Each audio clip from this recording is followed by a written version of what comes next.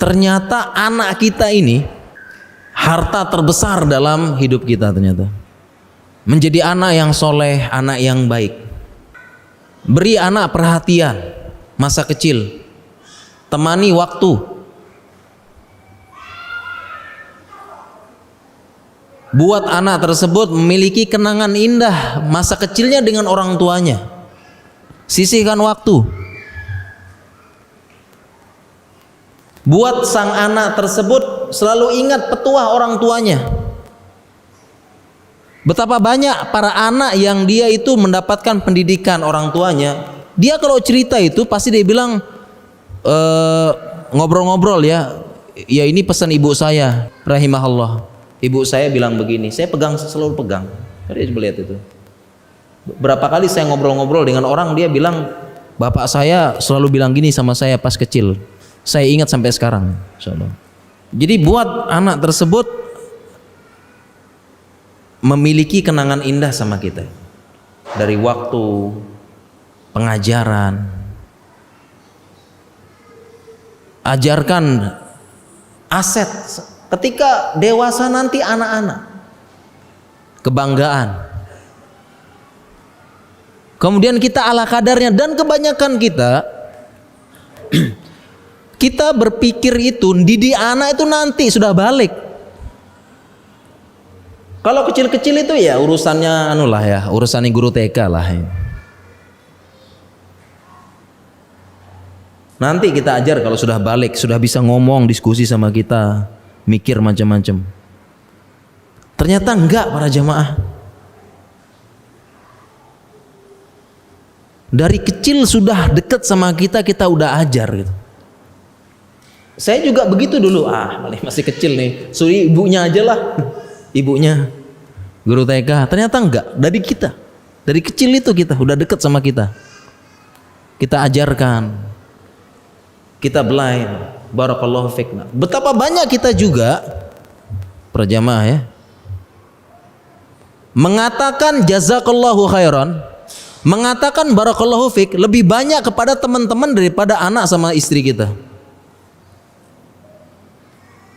Kata-kata jazakallahu khairan, doa luar biasa ini. Barakallahu fik, apalagi ini keberkahan. Lebih banyak kepada teman-teman daripada anak sama istri. Bahkan sama teman-teman itu seolah-olah sudah menjadi SOP wajib bertemu dan berjumpa. Masya Allah ahi, gimana? Barakallahu fik. Assalamualaikum ahi, barakallahu fik. Sedang ngechat WhatsApp, ayo begini. Masya Allah, barakallahu fik ahi. Coba hitung sekarang. Sama anak itu berapa kali kita bilang barakallahu fik?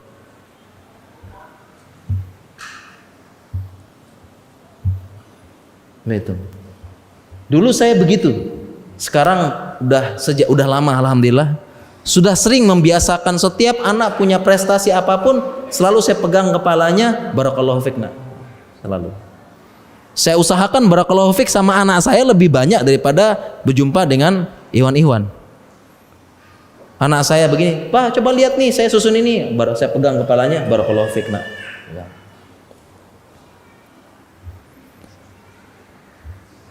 Setiap lapor restoran ya, alhamdulillah barakallahu fik. Pegang.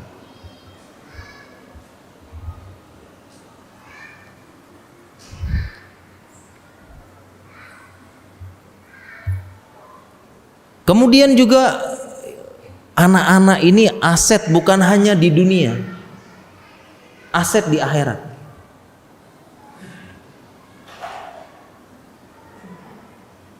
Aset berharga, tapi kenapa kita selalu menomor sekiankan gitu ya? Pekerjaan nomor 1, dakwah keluar juga nomor 1.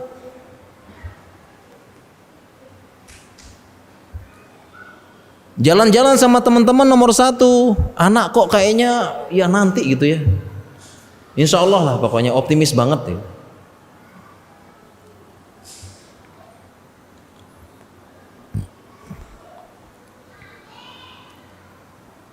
Padahal anak ini aset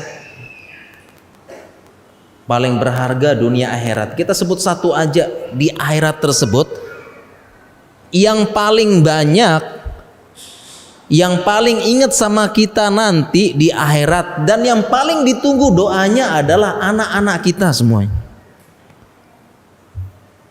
Ketika kita sudah dikubur, sudah di balik tanah, yang paling dinantikan anak-anak. Kemudian itu yang kita nomor sekiankan gitu ya. Benar-benar nggak peduli gitu. Sekarang para jamaah begini, kalau kita sudah meninggal, pasti ya, kullu nafsin dha'iqatul maut, pasti ya, meninggal, pasti meninggal kita.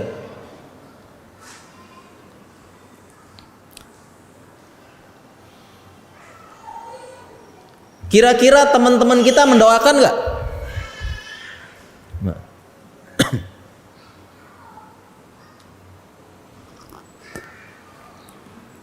Mendoakan tidak? Iwan-iwan kita mendoakan nggak? Mendoakan. Sampai kapan? Mendoakan ketika hari wafatnya.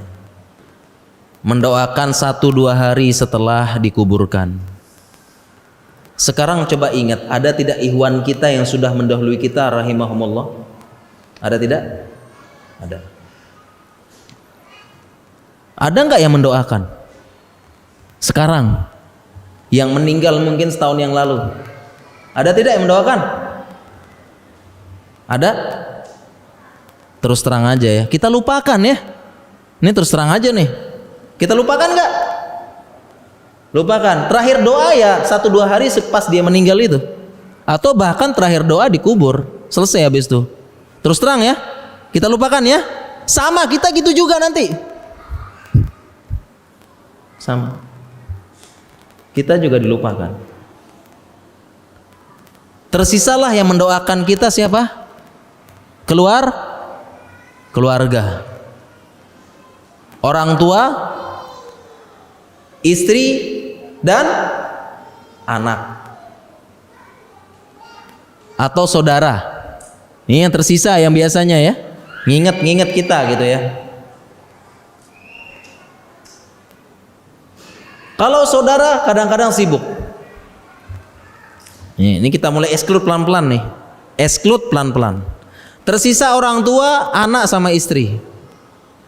Orang tua mendoakan enggak? Oh, mendoakan banget pasti. Tetapi sunnatullahnya orang tua lebih duluan meninggal daripada kita. Iya tidak? Ya? Nah. Tersisa 2. Istri dan anak. Kalau kita exclude lagi,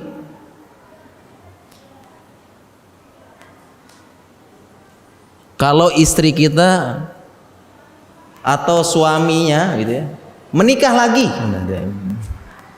nah tuh, meninggal.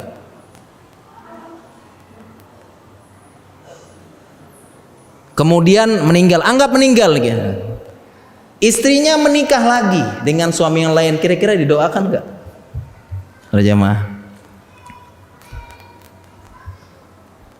Telah bersama istri yang lain, suami yang lain, atau suaminya, istri meninggal, suaminya nikah lagi, nggak tahan bawa bapak nih dia. Ingat nggak sama istrinya yang lama? Ingat nggak? Ayah, sehingga setelah di-exclude tersisa siapa? Anak, para jemaah. Yang paling tulus, yang paling mengingat kita adalah anak-anak. Jadi kan anak-anak. Terus kenapa yang ini kita prioritaskan yang kesekian? Pekerjaan, teman kantor, itu cuma di penguburan aja, dia mengantar sampai penguburan saja. Bersedih, didoakan. Kemudian baru saja keluar pekarangan pekuburan, sudah ketawa-ketawa di mobil teman-teman kita itu, teman kantor ketawa, buka WhatsApp lagi, udah lupa.